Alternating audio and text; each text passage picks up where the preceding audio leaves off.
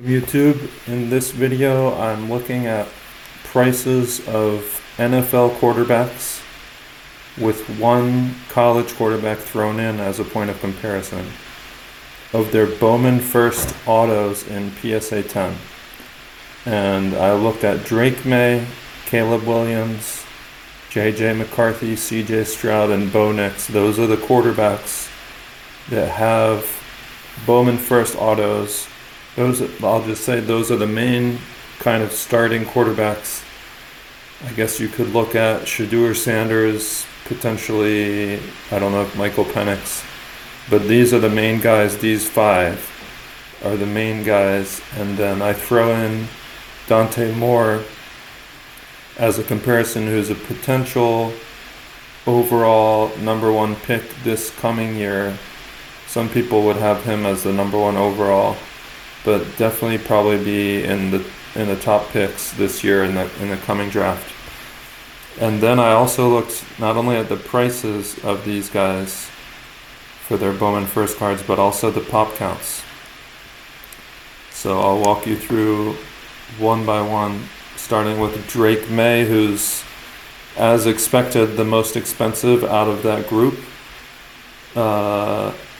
The most recent sales of this card are around $650, and it's a pop 180.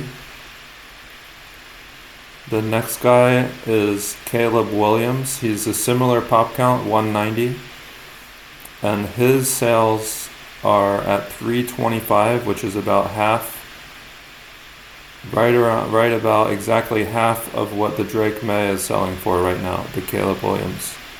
So you would think that is probably reversed from when they were prospects, because Caleb Williams was probably the higher priced of these two. And right now, Drake Maye is really hot, but Caleb Williams is also looking like they'll be going to the playoffs, so you could potentially see this price gap closing a little bit, or potentially Drake Maye coming down a little bit once the hype, or in the off season. I think these prices probably come closer together. The next player on the list is Bo Nix, and he's selling for a little bit more than the Caleb Williams, which is, I mean, you would think Caleb Williams, Bo Nix, I mean, that seems a little bizarre to have Bo Nix selling for more than Caleb Williams. But anyway, his is only a pop 95, so that might have something to do with it. Pop 95 is half of the Caleb Williams, so twice as rare for this one, the Bo Nix card, and obviously they're also going to the playoffs, so his prices might be a little on the high side right now. Next player is JJ McCarthy, who has a pop of 170. You don't see this card up for sale that often compared to the other three guys.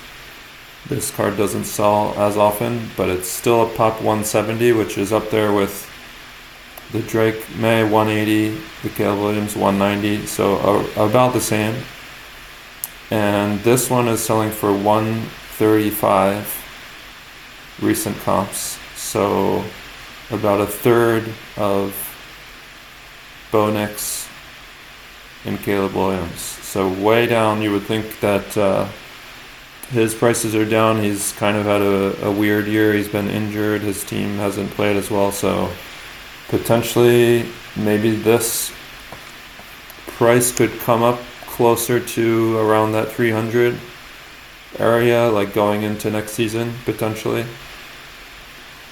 Next guy is CJ Stroud, and this one is a bit surprising. It's only a pop 13, so very rare, and surprising that it's only a pop 13 when the McCarthy is and the Bo Nix are of the same set as far as I can tell.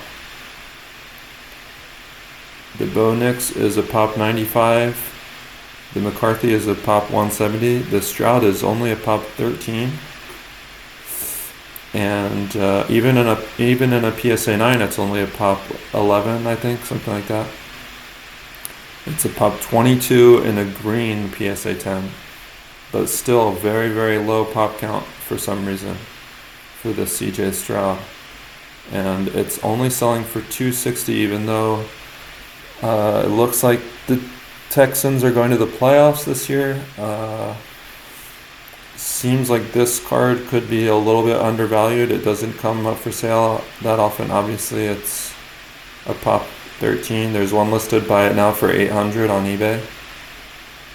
But $260, it seems pretty low. That's below Caleb Williams, which is a pop 190. It's below Bo Nix, which is a pop 95. $260 for the Stroud. And the last one is this Dante Moore, which is only a pop 43.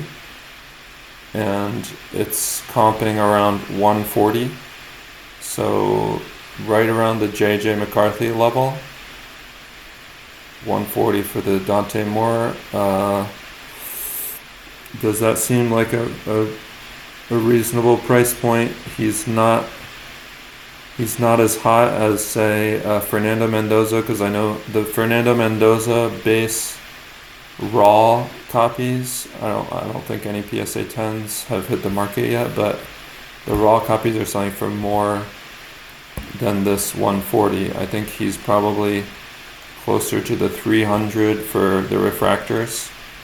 Is just the raw refractor auto is about 300 right now, and the raw base is like 200 about.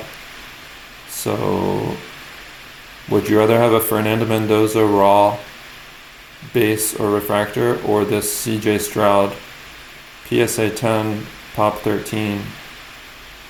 I mean, that just seems like that card should be at least where this Caleb Williams, where the Williams and the Knicks are, at least there, because the pop is so low.